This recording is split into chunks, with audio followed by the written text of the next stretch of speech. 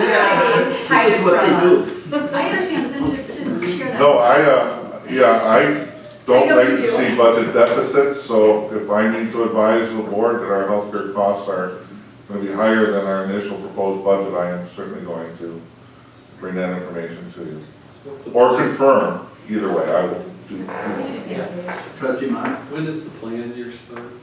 It's a calendar year. Calendar year, and are you getting competitive design? Is there gonna be other design options? Yeah. If they stick at 12%? We're asking that if they do that, we have 4 or 5 menu options that will be asking them that if we make that plan design change, how much would that drop the trade? Because, employees aren't gonna want to pay them, 9-12% Oh, yeah, raise they're- either, so, we'll be working on how to come to a responsible, but Is there Good the option plan. of not offering the option, but of just saying we're going to a new plan design? Or is that being looked at too? I'm not sure what you're asking. So sometimes during these negotiations, if you find out and you run your numbers that it's gonna be a big number, have you considered not doing you can have the high deductible plan? Just doing a not high doing- deductible? Or somewhere in the mid, like just a change of plan design altogether? We are looking at, for the lower deductible option, still potentially increasing deductible as a potential option. So that's one of the 5 menu selections that we could choose from. Okay, and then that's gonna have a big impact on the employees, so It was, you just that's informed correct. on what you're looking at. That's correct. We do have a benefits committee, so it's very helpful for me to use that committee as a soundboard, so it gives me kind of a heads up of what employees are thinking. So Who's on them?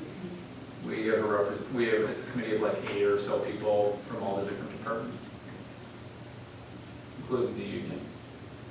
Union is a rep. Okay, Okay. continue.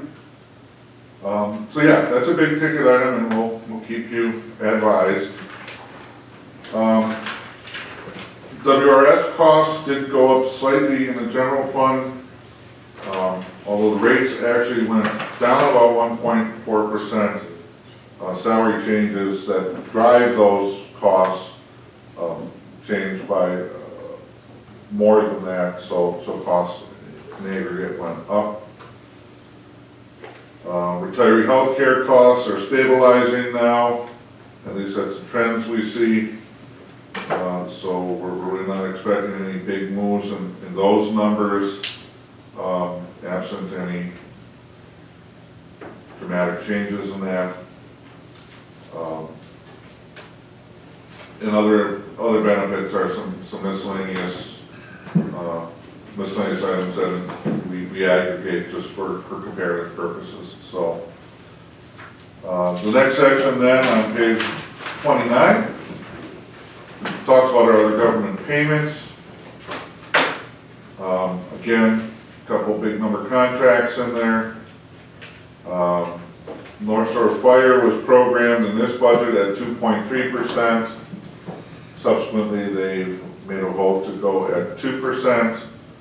And when we get the final notification of the budget allocations from them, we will update that and wrap up. TRICOM On is, the North Shore Fire, do you include all 3 components, the operation, capital, and debt service?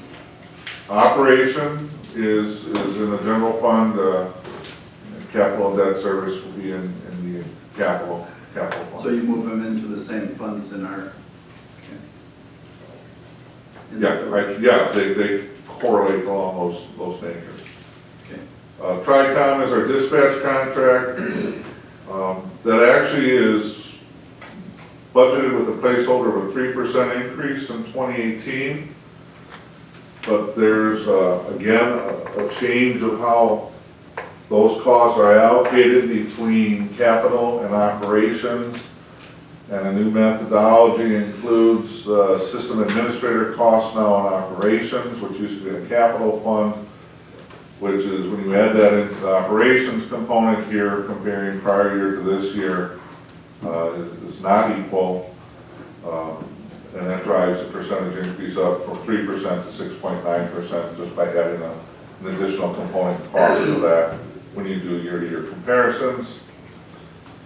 Height rental fees actually didn't change, but in 2017, the first quarter includes some 2016 rates before the 2017 increase went into effect.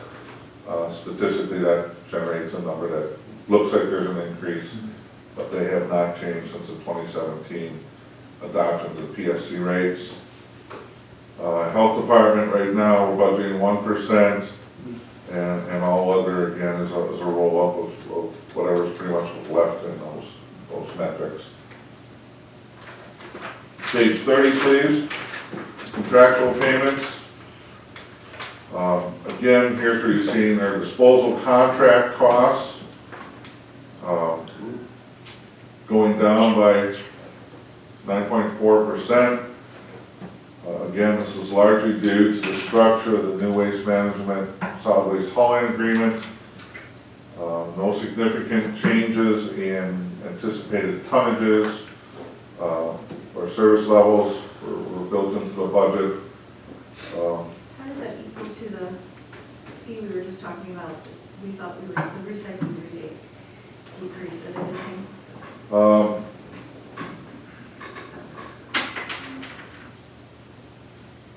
The new contract for recycling disposal as opposed to solid waste disposal integrated a different methodology for recycling rebate into their proposal. So the base cost for recycling services, and I don't know what the comparatives are off the top of my head from the prior contract to the current contract. I will look that up this week before Wednesday. But part of that metric was the methodology they used to set those fees compared to the amount that they would give in rebate fees. So I'll have some look, if you add them all together, what it nets out to, and would that be kind of what your thinking is? Sure. Crossing guard fees are budgeted to remain static. Dunking fees, a modest increase, 3.3%, and that is due to some additional services the police department have purchased from them, dealing with some notifications and processing, automating those processes. That does have some offsets in office supply and postage costs, since those costs are no longer borne by the police department, and it's much more efficient. I do not know per se that has any direct correlation to the recent citation revenues coming up to historical levels, but I'll use the old I cannot confirm or deny. Let's see how that goes, and we'll see if that's, I certainly can't hurt that process because it's very automated, very efficient now. Does this include that any fee for the free overnight parking? You didn't include any fee for that because that's existing, there's no fee, right? There's no revenue coming in, there's just the dollar going out. That would be in the parking utility, right? Okay. That It's not a dollar. that's not in these numbers. There were some increases in software maintenance costs. Most notably, as you might recall, we did have a complete GIS upgrade and re-implementation a couple of years ago. That is completed, so now GIS ongoing maintenance fees are no longer included in the capital budget. They need to be rebudgeted in the operating budget, and that's what's driving a lot of those costs between 17 and 18, and with all other contracts, these fees just generally escalated at 5% or so a year. Landscaping turf unchanged, cleaning pest control, other, again, modest numbers, relatively small changes. Page 31, if you will. Legal fees, professional fees. We're budgeting a $6,000 increase over 2017. for legal fees. This is a trend analysis that we've seen, so we've adjusted our budget accordingly. However, you will also see as we get into our budget details that the presentation of legal fees for general government and the presentation of legal fees for court-related activity have been separated. And the court-related activity legal costs are now being reported in the municipal court department, and the general legal fees are really going to be isolated for comparative purposes in the other general administration division budget.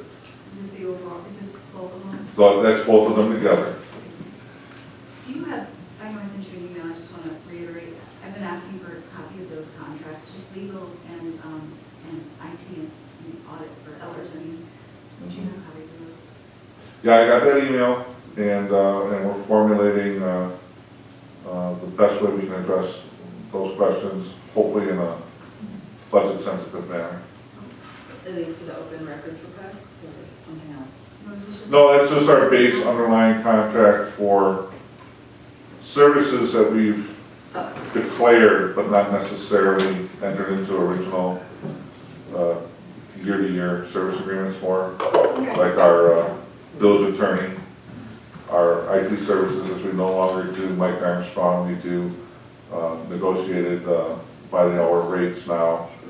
You know, the assessing contract is going to be a topic of discussion in this Wednesday's workshops. Ellers, we've designated them as our bond counsel. There's no contract for that, we just made that designation as a body. Similarly, they're designated to handle continuing disclosure requirements related to that. And, you know, trying to track down the source authority that declares them our financial consultant for long-range plan and other matters. Again, a little non-traditional, a little more longer-term relationships. So we're working on trying to track down some of that information for you as well, and for the whole body. Insurance, on about on page 31. Liability insurances took a little bit of a jump, and that's just a general cost increase.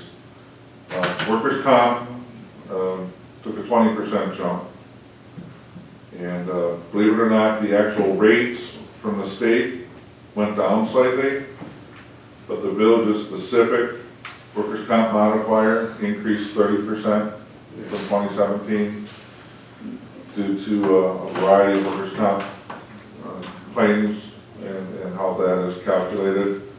So we certainly would hope that that is the max the village will see in the foreseeable future, and that those costs will come down in future budgets. And if you can believe it, already, we are on page 32, the last page of my aggregate summary, big picture look at our budget trends. No, I thought it was page 33. Oh, second from the last, all right, too big to stuck together. You're not All on right, 10 o'clock. anti-climax. Utility costs, no fanfare there really. Water, I did a fresh analysis of water costs. I just don't think I should use that much water. Oh. Did you practice that? No, I did Oh, not. nice try. It's incidental. Incidental. So it's really just estimation adjustment for water costs. It's driving that. No underlying